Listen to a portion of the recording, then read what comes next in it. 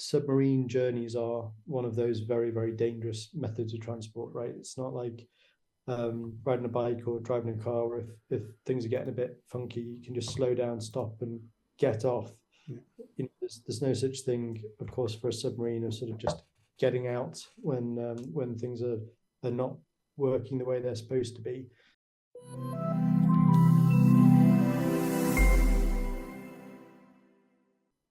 What's up, you scholars of enlightenment? Dr. Sam Gregson, particle physicist here again. I hope you've had a brilliant week and have a fantastic weekend in store. Now, this week, the news has been dominated by the sad fate of the submersible Titan.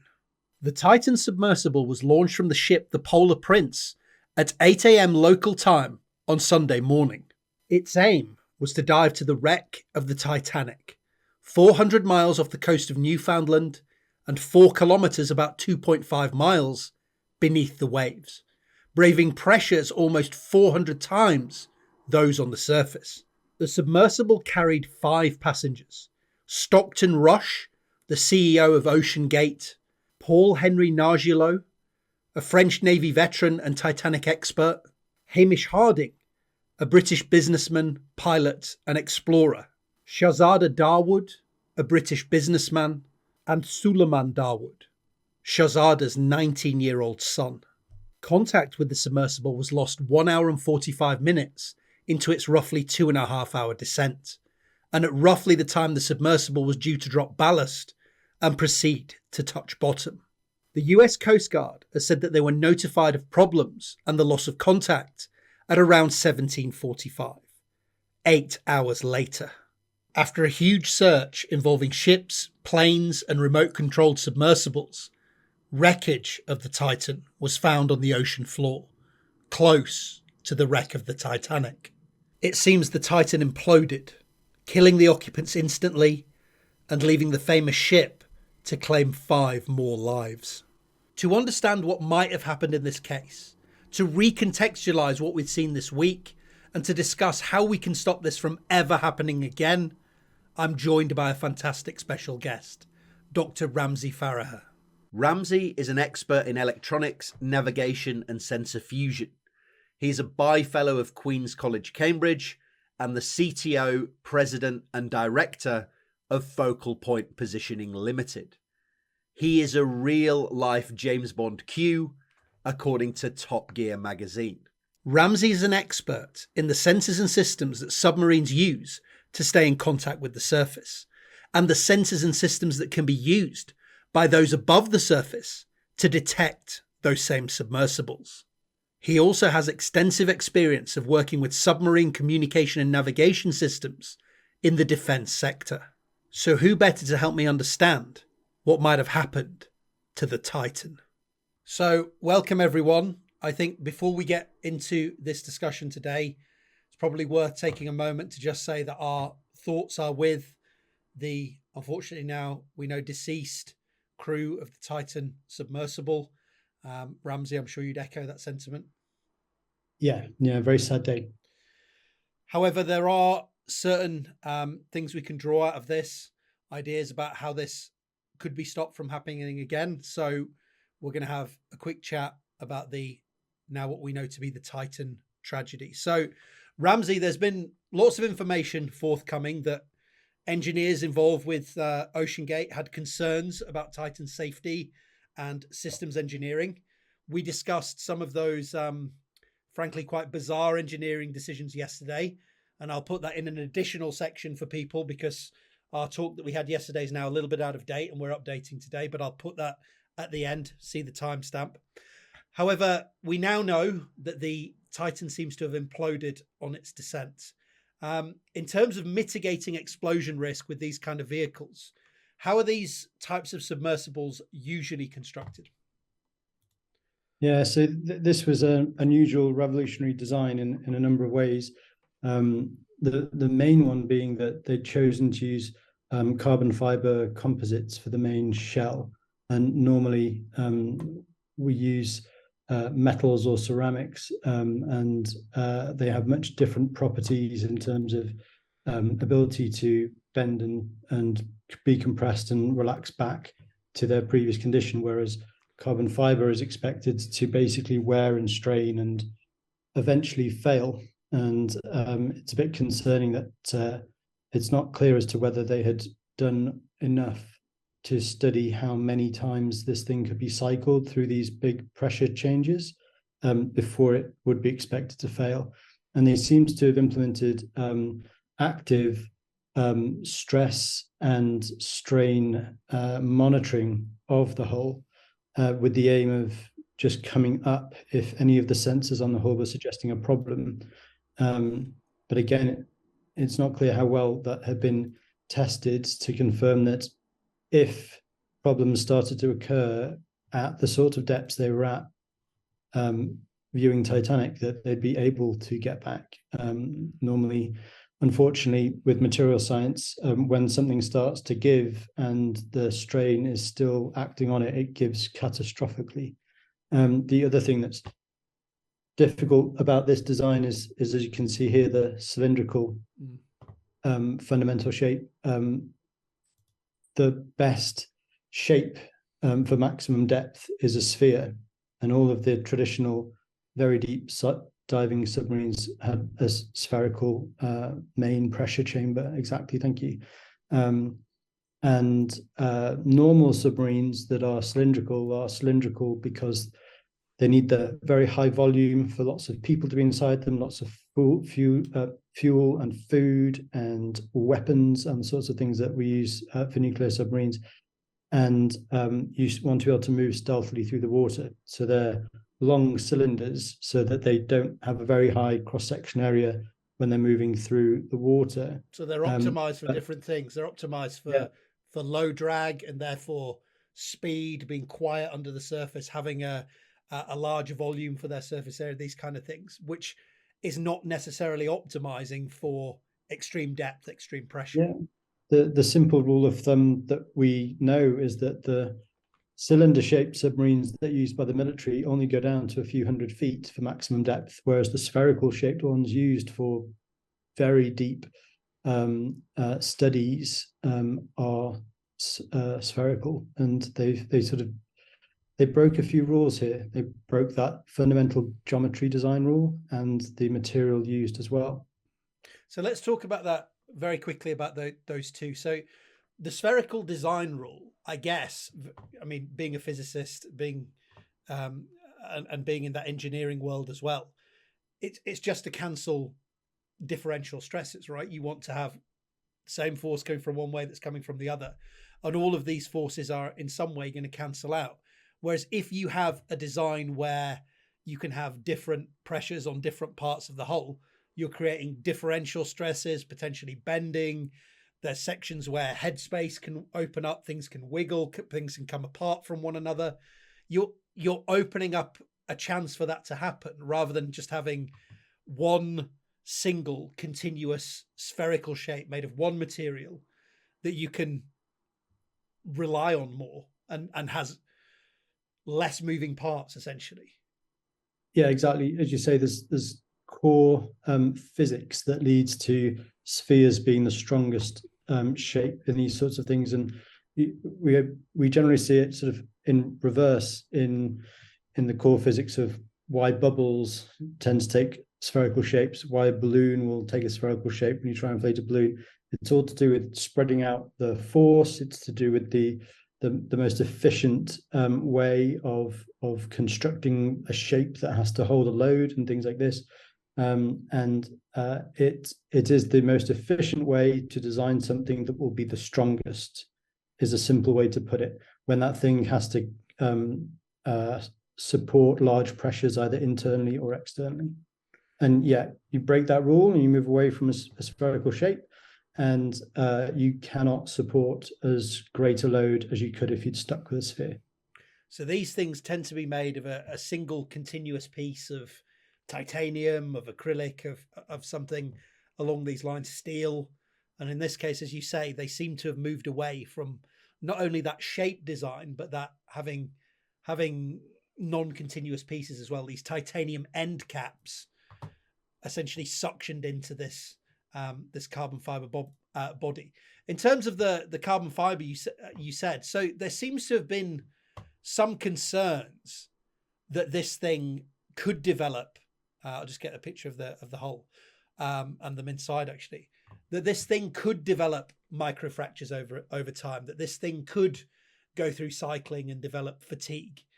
But as you kind of alluded to, it seems bizarre to me to have a system where you're actively monitoring that something is, almost dangerously going wrong, and you're just going to correct by bobbing up to the surface, when you have a brittle material that's potentially going to give you very little time to react to that. So, I mean, it's not exactly analogous, but you think about having a carbon fiber tennis racket, whack that on the floor. It doesn't bend and warp and kind of, creak like a metal cylinder would. It's there and then it's broken, it's snapped. So it seems like this was there 1 second and then gone. So whether those systems that would have allowed you to, correct, come back up, just go to safer pressures in time, whether those actually would have worked, and it seems in this case they didn't. It just seems strange having that kind of system at all. Yeah, exactly. In these sorts of systems engineering design choices, when you're talking about trying to design things that will fail safely or move into a degraded operations mode and things like that, you're normally talking about detecting that something's going wrong and then immediately and actively changing what the system is doing in order to get out of the dangerous situation. So an example I can give you is in the rail sector. If the communications goes down on a train, they will immediately reduce speed down to a much lower speed, for example, and that's then working in a degraded mode. They're now in like a safer mode of operation. But there's no similar analogy here. Because you can't move immediately or quickly out of that situation. Yeah, the analogy here would be that they could just teleport from 3,000 feet down to 300 feet down and immediately reduce what is dangerous. But they can't. Once the skin is starting to fail, they cannot remove themselves from the threat anything as fast as you would normally do in a situation where you change to a degraded mode. And so I don't understand what their logic was, what their proposed path was to being at maximum depth and the sensors saying the hull was failing, to then starting a very slow journey back up to the surface with huge pressures still on the hull all the way. So it didn't really make sense. As we discussed yesterday, one of the worrying things about this is it didn't seem like they had potentially worked through a whole series of potential scenarios and the checklists or the processes or the mechanisms that were in place to mean that in that scenario, everything would fail safely. This is one of those examples. It's very hard to understand how they expected to safely get back up while the hull was failing. And this that kind of leads me nicely into this. So people will say, look, we have examples of these carbon fiber hulls have been used for planes and even rocket ships and things like this. This material can work. They'd been down to the Titanic before and it hadn't failed. So why did it fail on this time? Is this an issue of potentially of cycling fatigue? Yeah, coming to give you a little live demo with the pen I happen to be playing with. I should have had my tennis racket, but I don't want to snap it in half. Yeah, so I'm sure we've all done this, nervously played with pen clips over many days or weeks or months or anything else. And just gradually through continual stresses, this will eventually snap and go. And that's basically what was happening to the carbon fiber. You're trying to get it to go now. It's quite well systems designed, apparently, this pen. Yeah, well, I'll tell you what, this is made of metal, not plastic, which is the reason it's taking longer to go than a piece of plastic would. But it's probably just going to work harden and set in a minute, and you won't be able to do anything with it. But it'll get stiffer. Well, and this is the point. Material science is such that different materials do behave differently under these sorts of things. It is going. I can feel it's going. This is my Yuri Geller moment. But the point is that the carbon fiber, just like I'm doing here, all the times it's going down and getting stressed and coming back up again over 30, 40, 50 dives, whatever it turns out to be, gradually it'll have been getting weaker, microfractures setting in, water ingressing into it in tiny little defects and cracks and things, and just generally over time making the hull weaker and weaker and weaker. And the result, unfortunately, is a catastrophic failure on one of these dives. And carbon fiber is only strong in certain directions. Other materials they could have used are strong in all directions, and that's why we like to use them for things like pressure vessels. But carbon fiber you put into laminates, it's anisotropic. The strength is in certain directions, and in other directions they're weak. And that is what will have been the problem here. The weak directions in this pressure vessel will eventually be in the ones that failed. And it sounds like... There we go. Perfect. We got there in the end. It sounds like they need a new pen now. I know. It sounds like they... bill me, it's fine. It sounds like they possibly never... did these sorts of extensive trials on prototype vessels where they sent them down and up and down and up and down and up and down unmanned until they catastrophically failed, wrote down how many dives that one was, went again, and generated the statistics as you would do experimentally for how long this stuff could, how many cycles this thing could go through. Because when I think of things, I'm sure I've seen things like this with batteries, with things on planes or even things in cars where they'll say, this is good for 100,000 miles. This is good for, 5,000 flights or whatever. And then it has to be replaced because it creeps. There's fatigue builds in, microfractures build up. And therefore the statistics have been built up because we've done these cycling tests over and over and again. And we know that the mean is here and there's a standard deviation of this. And we want to stay 10 standard deviations below that to be safe. So with fighter jets, for example, you build your prototype fighter jet and you stick it on a vibrating table that literally is just shaking the wings up and down. And the fighter jet sits in a hangar being shaken up and down, so its wings are bending and flexing continuously for months until they fail. And then they do the maths on how many typical flights that is equivalent to, and that is the operating life of each of these aircraft, 25 years, a certain number of flying hours, whatever. We test things to failure and then make sure we stay well inside that normally. And it's not clear if they did that sort of development. You could understand not wanting to test, your expensive submersible to failure, but still, some prototype of it, you use simplified version of the design. You could certainly start with scale models or representative trialing. It's not clear that they did that properly. It just doesn't seem like these appropriate tests would. This will all come out, right? This will all come out now because there's going to be massive, massive scrutiny on this. But it really does seem like corners were cut. I'm seeing a lot of reports coming out today of that, a lot of the reasons that corners were cut. You've got people like James Cameron coming out, who you wouldn't think was a very authoritative source on this, but given that this community of deep divers is so small, potentially is. And he seems to be getting at the idea that, look, to get 5 people down, to make your money, to make it exciting, to do all these things that they wanted to do, they had to sort of go against some of these industry standards almost. And people were raising the red flag. Even people within the company were raising the red flag. And it just, unfortunately, doesn't seem to have been heeded in time, which is, it's just horrendous. It's very sad. It did sound like the diving community had been raising its concerns with this particular enterprise for a while about the fact that they had so many sort of prototype concepts or revolutionary new ideas, and stacking up many new untested things is obviously just dramatically increasing how dangerous the thing is.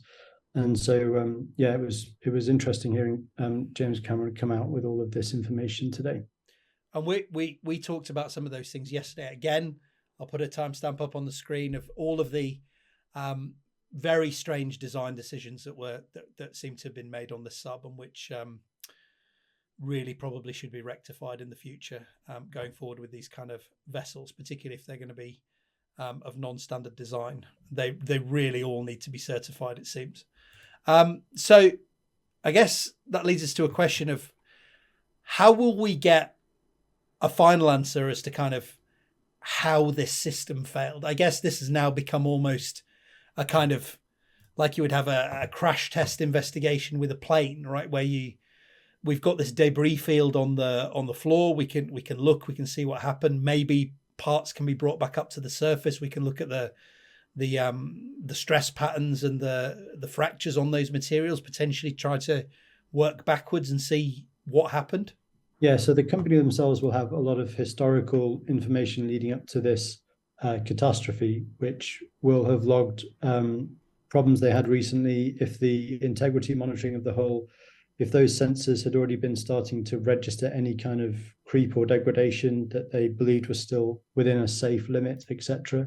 But certainly on the day itself, there was a telemetry stream coming back through a sort of sonar style sonic type series of pings in order to transmit data back up, and that contained the path that the submersible was taking and other information coming back. And it was a texting system as well, so there could have been some messages coming from the crew on board.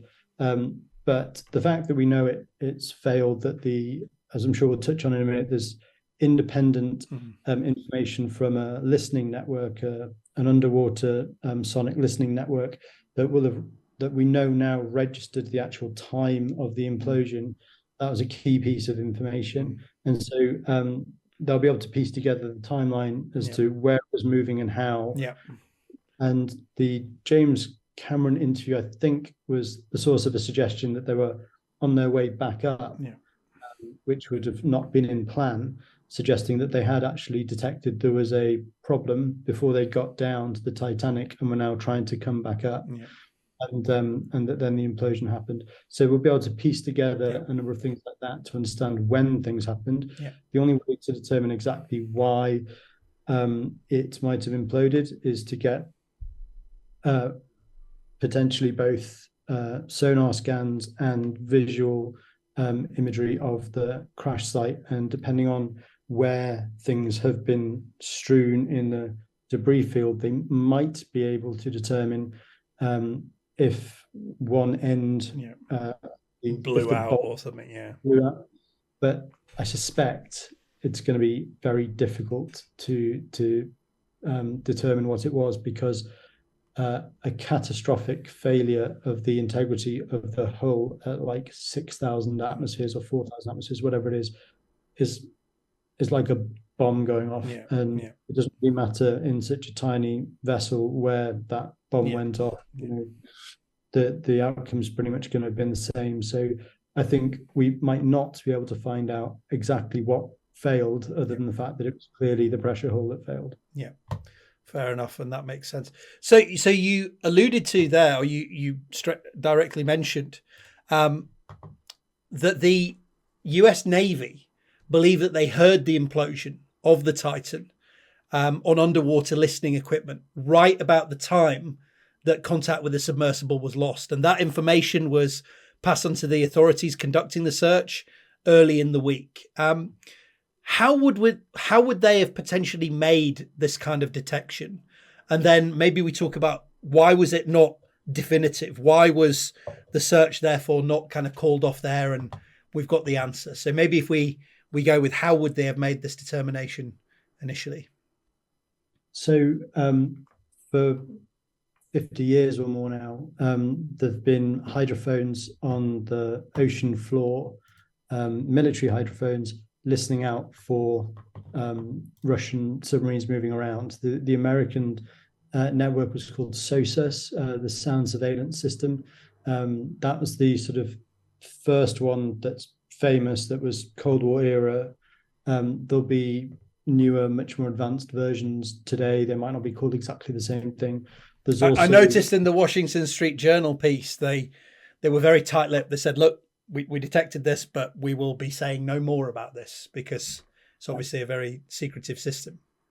Well, there's also there'll be basically academic systems as well, not listening out for submarines, but actually listening out for underwater earthquakes and trying to locate them as tsunami detection schemes.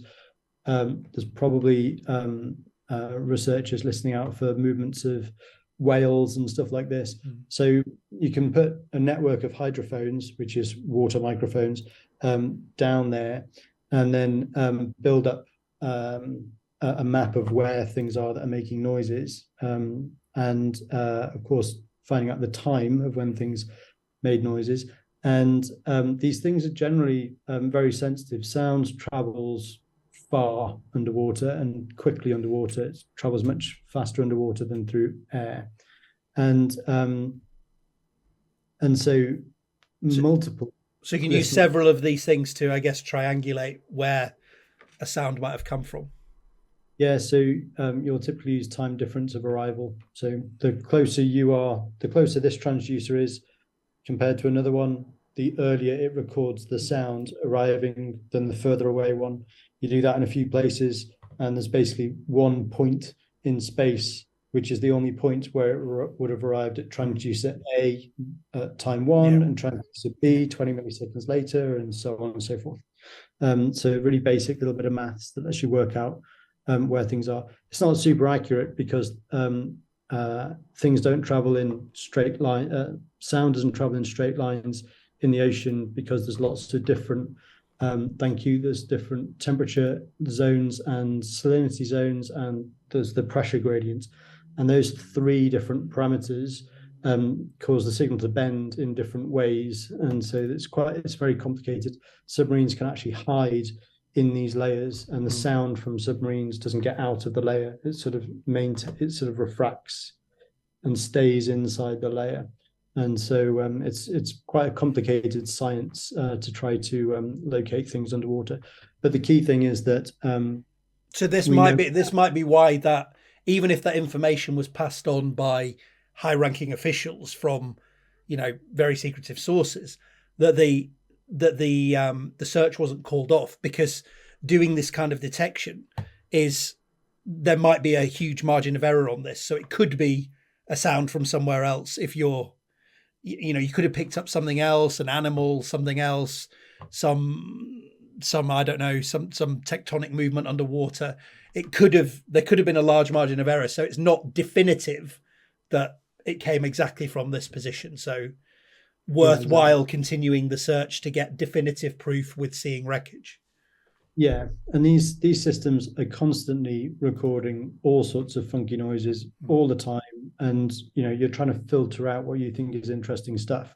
And so this thing would have probably been quite anomalously loud and short and sharp, and around the time that we knew that Titan had gone down, etc. But I guess it's the case of, even if there's a tiny chance that wasn't what we thought it was, it's still worth trying to look for 5 people, right? So it's standards of evidence based against the fact that we're trying to save 5 people. I think the major piece of conflicting evidence that would have made it quite confusing was this report that there were bangs, regular bangs. We'll come back to in a moment. But the listening network and the reports of the Titan going missing from the company, and the Coast Guard going out to look for them, and all this kind of stuff. They're not all one coherent organization. So whoever ran the listening network will have simply passed the information on that they recorded this anomalous information. It's still on the other people to decide what to do about that, and to make a decision as to whether it was possible for there to have been a loud noise near the site. It didn't necessarily mean it had been a catastrophic failure of Titan itself, and so on and so forth. They'd have all need to check out all of the other things that might have been going on nearby, or that the mothership was doing to try to find out more information. There could have been multiple submersibles in the area at the time for all they knew, and they needed to find out what's been going on. So in some senses, it's not surprising that someone somewhere just made a call to completely call off all rescue attempts because there'd been a funny noise in the ocean at around the same time. Of course, we know now it was clearly that incident. But I think you said historically the explosion of the Kursk was picked up on this kind of network. Is that accurate? Yeah. So Kursk was a Russian submarine that had a torpedo go off on board, which obviously catastrophically damaged the submarine. The submarine sank, but the flooding didn't fill the entire submarine. So there were areas of the submarine where there were people trapped then for many days, and a rescue effort was too slow to rescue them. But the hydrophones that were run by Western military, and I think also some public accessible information as well, registered the explosion and then registered knocking sounds for quite a long time afterwards. And therefore not too dissimilar from the story we had here, registering some anomalous problem, followed potentially by registering knocking noises. But the knocking noises thing is very, very strange. It's going to be one of the most important things to get to the bottom of, because the way it was being reported was that there was regular knocking every half hour. Yeah. And there were even like clips on Twitter and stuff, which are probably fake, actually, back at it now. Because this does raise the question of what the hell is that then? What is that knocking? If I know there have been some ideas raised by experts saying, this could be something caught in the current knocking against the Titanic's hull, or could just be whales. But the way it was reported to us, like you said, was that this was very much on the half hour, every half hour, and something that couldn't be or was very unlikely to be natural. Yeah, and on reflection, now that we do know what's occurred, in some senses, you would expect that it wouldn't necessarily be simply a random knock every half an hour, but it would, in the simplest form, be Morse code SOS, 3 dots, dashes, 3 dots. And they had, I believe, they had a very experienced Navy veteran down there who would have almost certainly known that as well. What I would expect the CEO, anyone who's dealing with going up and down in submarines, you'd expect them to understand some basic emergency communication techniques such as Morse. And therefore, I realize now, when you think back, in a situation where these people were trapped, had been trapped for many hours, many days, etc., actually what we would expected to be getting was Morse code messaging coming out, people basically sending up messages to their loved ones and stuff like this, knowing that they were in very dire situations indeed. And so actually, in retrospect, it should have been suspicious the longer it was going on, the idea that there was that unending knocking happening every half an hour. It would have been less likely than any attempts to give any information out at all. And yes, at least the French diver that was on board would certainly have enacted some processes to attempts to communicate in that kind of way. So I guess that explains why, even though this information came through, it wouldn't have called off the search. I mean, low probability that they're still alive. We had these knocking noises, which potentially suggested there might be someone alive, kind of like in the Kursk situation. There's errors on these errors and problems with these locations from these hydrophone devices. So that just means that on the very, very low chance that they're alive, you keep it going for the for the next few days. Just hoping against hope, I guess. Yeah, exactly. So I want to end on a kind of semi-hopeful kind of, I mean, at least progressive note, I guess. Where do we go from here? Because lessons really have to be learned, don't they? I mean, in terms of Ocean Gate, I can't imagine what the scrutiny is going to be that comes down on them, and deserved scrutiny that comes down on them. Those waivers are really going to be tested. I'm guessing there's going to be, huge court filings and a hell of a lot of scrutiny on their company. But in terms of leaving that aside and where we go in making sure this kind of tragedy never happens again, what would you say are the steps we need to go forward with? I expect the high-profile nature of this event and the sad conclusion it's come to is that this will not be forgotten. This will be like MH370 and MH17 and the Hillsborough disaster. This will be something that people talk about for a long time. And in the same vein, all about how can we stop that happening again. And the fact that people were signing a waiver saying, I'm not going to hold you liable if you kill me, I think people will be testing that, considering that going forward in future, that it's not a joke. If someone's suggesting you need to sign a bit of paper like that before going on a journey with them,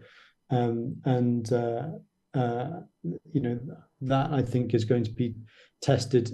That legal document, I think, is certainly going to be tested in the following weeks and months around liability. I don't think this is going to be shrugged off as an accident or something with no liability on the organisation. But there were calls from the community to try to get this company to go through the certification processes that do exist in this domain, and calling on the company to complete certification before taking passengers and things like this. And I expect whether it occurs formally or informally, I think people choosing to go on submersible pleasure cruises to see the sights underwater will be taking much greater care, knowing that this event has happened and this will be an infamous event going forward. So I expect we'll see, I don't think we will see something like this happen again, because I think people will be too cautious to pay to go on an experimental submarine. I mean, I guess it shows that this rigorous cycling testing is absolutely essential. Like you said, don't get into any vessel which hasn't been officially certified by an accredited body. There's been talk that, this company, they wanted to be progressive, they wanted to get new ideas on the table, but it seems potentially some of those old heads that weren't in the room to say, look, we know some of the things that can go wrong. We know some of the industry standards and why they exist. You need to use them. It doesn't seem like that was necessarily adhered to. Something you say a lot when we talk about these kind of things and these things never happening again is the attitude in the aviation industry. Is that kind of what you want to bring to bear here? Yeah. So the aviation sector is the gold standard for safety, because they will ground an entire fleet of aircraft until they've figured out why an accident happened, and then ensure that procedures are put into place so that that particular sequence of events can't happen again, or that problem has been remedied. And of course, the 737 MAX was the most recent example of these sorts of things, but the aviation sector has been full of them. And that sort of attitude doesn't really exist in other areas. We don't really see it quite to the same degree in the automotive sector. We'll see what happens here, but it's incredibly expensive and takes a long time to do these sorts of this will never happen again type safety updates. But it is the gold standard, and we shall see how it impacts these sorts of small submersible community now. I guess it's kind of harder with these things going on in kind of international waters, right? And whose jurisdiction is it to bring that accreditation to bear? But like you said, if there's a mixture between push from the accreditation bodies and also people on the personal side being like, damn, I saw what happened last time, then hopefully that will lead to a situation where you just won't be able to have what seems to have been a slightly shoddy, and we'll wait to see exactly what comes out, but a slightly shoddy attitude towards safety and a maximization of the kind of pleasure cruise attitude of what's happened here. Yeah, I mean, fundamentally, it's a big departure from the Civil Aviation Authority or the FAA in the US regulating what aircraft are allowed to take passengers from airports and land in airports and have a license and all that kind of stuff. You know, anyone can go out into the middle of the ocean with a homemade submersible and play around in it. But you know, there needs to be a firmer line drawn when it comes to paying passengers and the liability and the danger and the responsibility being carried by the entities that are taking them.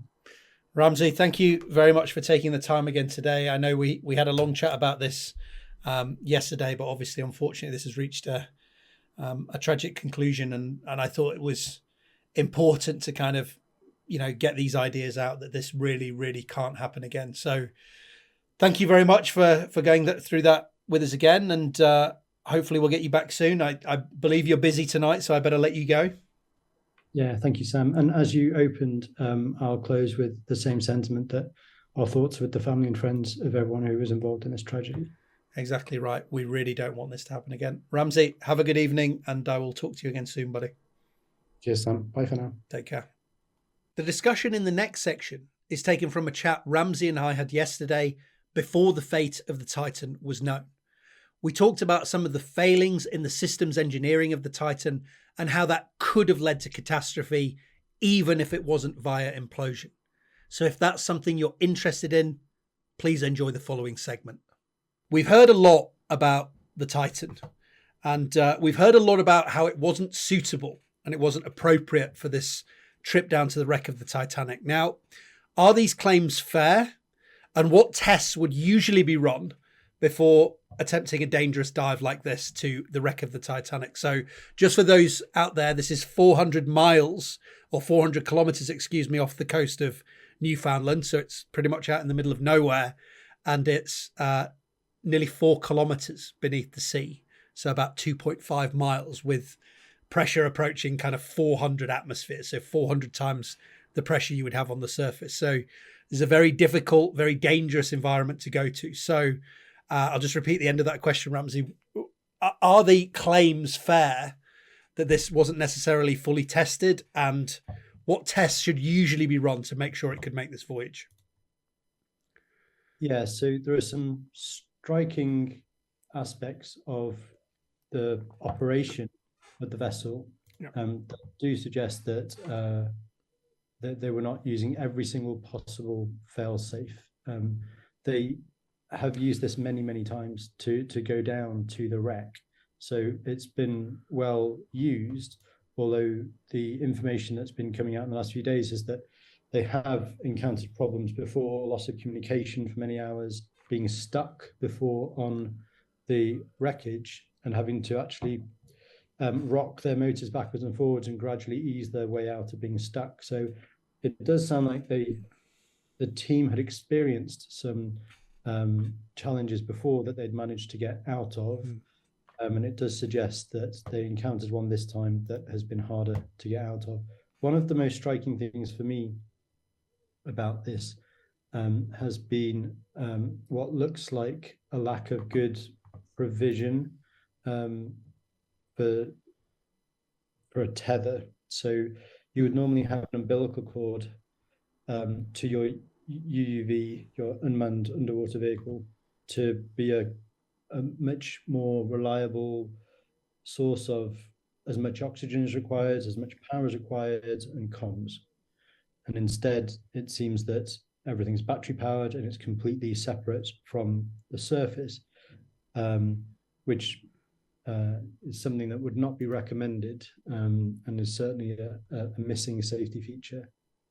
So these things also. Go ahead. So there's various videos that have come out of them seemingly taking quite a flippant approach on certain things. First, a disclaimer from OceanGate's Expedition. Listen to this. An experimental submersible vessel that has not been approved or certified by any regulatory body and could result in physical injury, disability, emotional trauma, or death. Where do I sign? Where do I sign, right? So OceanGate Expedition waiver explains just how experimental this design is. It's not registered or certified by any agency or the Coast Guard, like some of their other submarines actually are. This one is not. This is like an experimental plane, but it's a submarine in this case. You know, certain off-the-shelf things used where potentially more robust systems could have been used. The design of this was highly experimental. And fully experimental, so I think we can get a nice picture certainly of the submarine when I can bring it up. So it was a highly experimental design. You know, obviously people had to sign a waiver to go on this thing. It used a carbon fiber hull, which isn't necessarily standard for what you would do with these deep sea vessels. So it seems like they were experimenting is maybe the best way I can say. Yeah, there's various. So one of the striking things that was referred to in one of the videos has been the use of a game controller for. It suggested in the video that it was to actually steer and propel, decide which motors were spinning and which way they were going, etc. Now it's not that unusual to choose to use a game controller that's an off-the-shelf component to do that sort of thing and be the way that you control something, a manned or unmanned vehicle. The most surprising thing about it was that it appeared to be a wireless battery powered controller, which is completely unacceptable from the design point of view of this sort of system. There is absolutely no requirement for it to be wireless and battery powered. It could obviously have been cabled in to the unit that's taking those commands and turning the fans. You would hope at least there was a fail-safe, some sort of USB plug-in to be able to, in a pinch, to connect up and sync up correctly in the event your wireless controller, the battery runs out or it decides not to work or whatever. I mean, you want spares of everything that could be damaged or broken as much as possible. And we certainly didn't see a little cabinet in the corner that contains spares of everything that gets used while they're down there. And not only could your batteries cut out long before you expected them to, just because of some issue with them on manufacture or issues with the cold, because that thing gets very cold when it gets down to the bottom, and everyone on board has to put on woolly hats and gloves and stuff, and batteries don't like being around freezing temperatures, so their performance plummets at very low temperatures, and so using batteries when you don't need to use batteries at all was very concerning. And these things should be designed to be positively buoyant, i.e. trying to float when in a failed scenario, right? So for example, and I believe that was the case in this situation, or was supposed to be the case, that if it failed that it could rise. Perhaps it got snagged on something or some other failure occurred. Exactly. So basically there is no excuse for what I'm about to describe not being the way they should have designed it, right? So you design it so that it's positively buoyant and trying to get back to the surface. You mount weights to the bottom that are pulling it down instead. But those weights are only held on to the platform by a powered clamp. Yeah. And if power is lost to the entire platform, there's a catastrophic failure of the power supply, then those Pings, clamps open, the ballast falls away, and the thing shoots up to the surface. That fails safely. Yeah. And if this system was not full of true fail-safes, such that anything that caused a failure instantly made the thing surface all on its own without power, etc., then it was not designed correctly. And so this is what we'll have to get to the bottom of with all of this.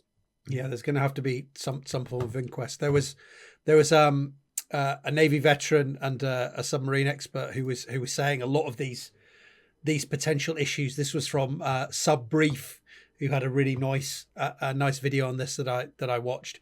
Another thing that he noticed was that the people are bolted in to this thing. So even if it did rise to the surface, you could potentially be bobbing around on the surface away from the ship, having been carried away by currents or whatever has happened underneath the surface.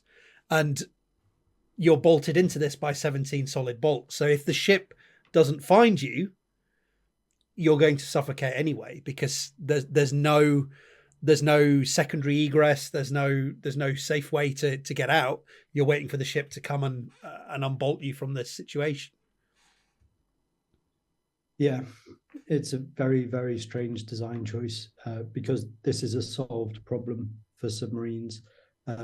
This is not a required way of ensuring that the vessel is suitably sealed and pressure tight. There are ways of ensuring that's possible and still having a release mechanism inside the vessel. So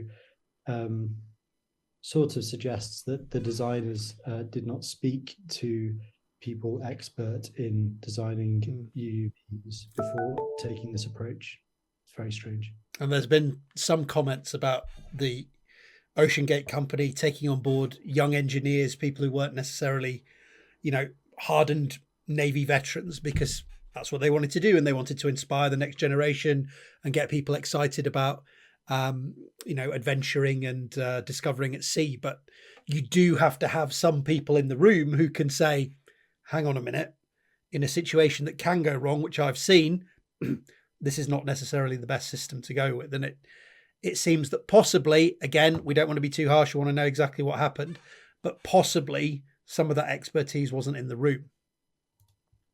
Yeah, and they clearly didn't design this thing with a scenario in mind where the design must support the capsule coming up to the surface on its own, far away from the mothership, and needing to get air inside from the outside all on its own while waiting for the mothership to get it.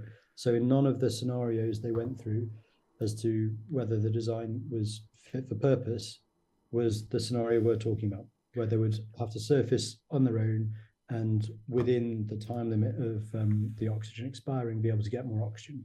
So poor planning. You talked about the umbilical. Is this standard operating procedure for submersibles like this, that you would have some kind of large cable joined to a surface ship for power, for oxygen, for sending information? Yeah, and the most likely reason that they haven't implemented one is cost. So it will have been much more expensive to have an incredibly long umbilical that could go all the way down to this particular depth, that carried oxygen power and communications. So completely unmanned systems don't need any oxygen to be coming down their umbilical, and the umbilicals would then be simpler, much less heavy, much less bulky, and just containing optic fiber maybe for the comms, and probably not still providing power. You'd still rely on batteries, but certainly the comms is guaranteed, and it is for an unmanned vehicle, it's the control, so that they're getting a camera feedback and they're controlling the UV down there. And I suspect there's no umbilical here because of the sheer depth, and it will have been some combination of cost, if not. It might be that at the depth of going all the way down to the Titanic's wreck, umbilical technology of the type that would be needed for a manned system to support that isn't able to support that length, that distance, that weight, etc. And so they've gone without. But even if it wasn't oxygen, even if it's just comms and power, obviously what fundamentally happened is first they lost all comms, and so with an umbilical that wasn't relying on the sonic pings coming from the vessel, they could have still had some communications and understood what was going on and had more information coming back from the vessel, because it's possible that the vessel lost power but wasn't stuck and was drifting, but with no communications coming back from the positioning system, then they had no idea which way it was drifting or where it had gone. That might be why the search has taken so long. It might not have been where they thought it was when they last lost the last piece of information, the last ping back on Sunday. So, is there any way this could have been avoided was going to be my next question, but it sounds like it's just going to be umbilical again, right? And having that redundancy to rise to the surface in this situation. There had been some reports that the mothership, the Polar Prince, had seen this loss of communication before for several hours while the submersible had been down, and it seemed like it wasn't something that they worried too much about, and that would explain why they then didn't ping the Coast Guard for another 9, 10, 12 hours or something, because they expected this communication to be re-established when the submersible was rising to the surface, and that just never happened, which in this case means, essentially half a day was lost on any potential rescue effort, which again just strikes me as absolutely crazy that you've got this sort of dead zone of time where anything could go wrong, and yet the people on the surface are not even going to swing into action for 8+ hours. It just seems crazy to me. Yeah, it does seem as well like whenever there had been problems in the past that they'd managed to overcome, that they didn't seem to implement a update to their methods or design or processes such that the same... You wouldn't have to deal with that again next time. Yeah, which is a de facto situation in the aviation sector, for example, where there's this ethos running through the entire sector that, you'll never make the same mistake again, sort of thing. And they really should have been implementing changes in their procedures and processes to prevent any of these sorts of problems occurring again. And yeah, if there was a huge amount of time wasted between loss of that last ping and then calling for help because they sort of assumed that in a few hours' time something, the thing would return all on its own, then that was a very dangerous thing to assume if that really is what happened. And you asked a moment ago about sort of in general the sort of safety of this kind of stuff. Well, submarine journeys are one of those very, very dangerous methods of transport, right? It's not like riding a bike or driving a car where if things are getting a bit funky, you can just slow down, stop and get off. There's no such thing, of course, for a submarine of sort of just getting out when things are not working the way they're supposed to be. People have described it like going to another planet, which it essentially is, right? You're going into an environment which is hostile to life. Exactly. And so, yeah, if you're going to kind of rank them, it is as dangerous as going into space and more dangerous than flying, because at least with flying in general, our platforms are designed to at least have some way of gliding in general, unless you're a helicopter, to at least cope with some failure modes and give you time to recover.